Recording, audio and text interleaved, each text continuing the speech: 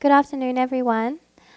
My name is Leyla Sahimi, and I am from Retail Urban Development Company. And today I'm excited to present to you a topic that's quite close to my heart.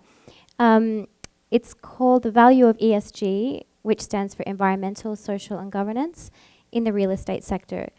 And what I will be exploring as a part of this presentation is what are the positive things that we can get out of being a real estate business for implementing and paying attention to topics like environmental and social and governance issues that we're exposed to within an organization. So I'd like to start by talking about a few interesting issues that's happening at the moment in Saudi Arabia, but also the rest of the world. By 2100, it's actually expected that the population of the world is going to increase by 3 billion people. To house all of those additional people, it's expected that we need to build an additional 2.4 trillion square feet. In Saudi Arabia alone, it's also anticipated that by 2030, which is less than a decade away, our population may grow to between 50 to 60 million people. That's just under a 100% increase in the amount of people we have in the kingdom. Now, if we think about the sense of scale of what it might be like to have an additional 3 billion people in the world, that's like the equivalent of adding the population of Riyadh every month to the world for the next 30 years. There's some really exciting key developments in Saudi Arabia going on in the real estate sector, and I think this exhibition really summarizes that. But it's anticipated at the moment that we have around $1 trillion of real estate projects ongoing. We have a really exciting and impressive national ambition for people to achieve 70% home ownership, and we're actually currently superseding our targets, sitting at 62%. It's also expected that around 1.3 million residential units need to be completed by 2030, and there's also an additional 30 million square feet of office space. This is also adding up to 300,000 hotel rooms that we're going to expect to see in the kingdom. But what I want to talk about and think about is what is the impact of all of this new construction? Because it's important that we start to consider this. So it's known that the built environment consists of 30% of the world's GDP. It actually also consumes 40% of the world's energy and contributes to 40% of carbon emissions.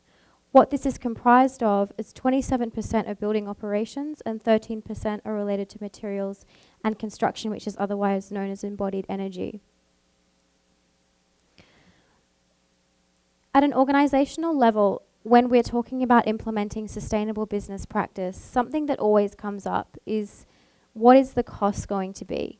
What is the cost going to be if we appoint a lead architect? What will the cost be if we use sustainable materials?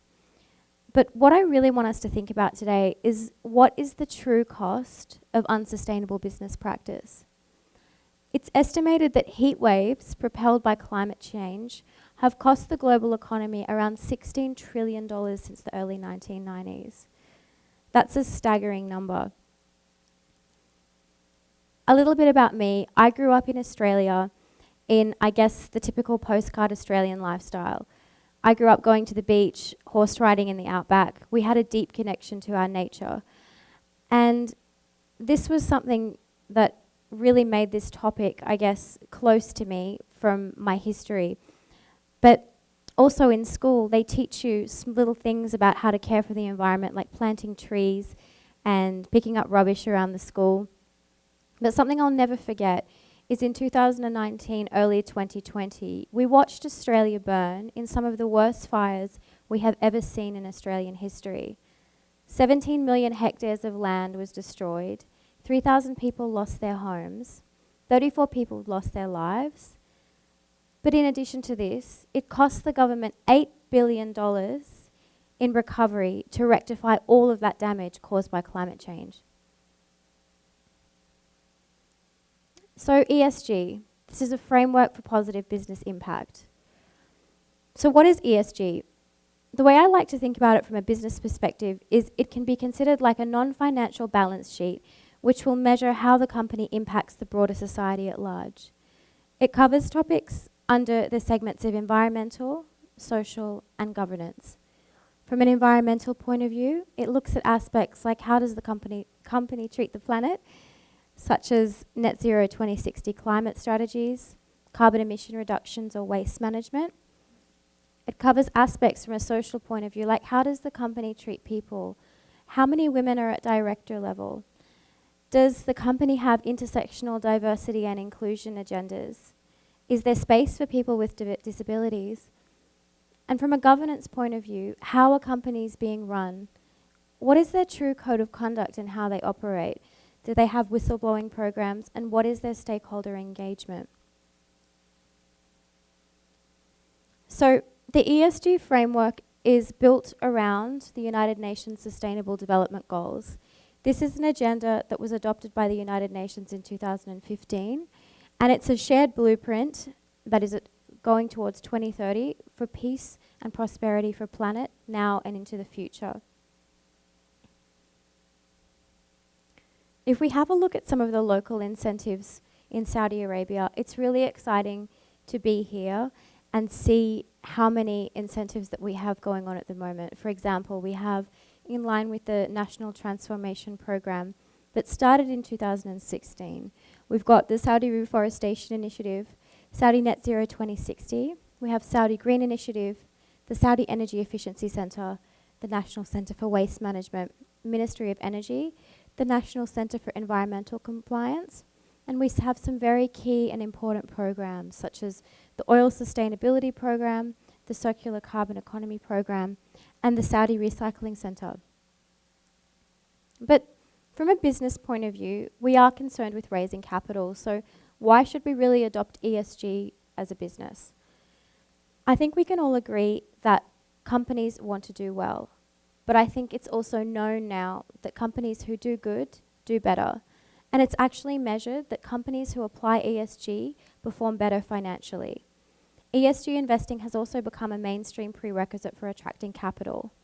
Global funds that invest in ESG qualifying assets have topped the $1 trillion since 2020. So it's important for companies to want to qualify, but how do they qualify? I'd like to talk about or give just a few examples of what happens to companies when they do not pay attention to environmental, social, or governance issues. In 2019, Facebook got dumped from a major S&P exchange-traded fund for scoring poorly in data and privacy.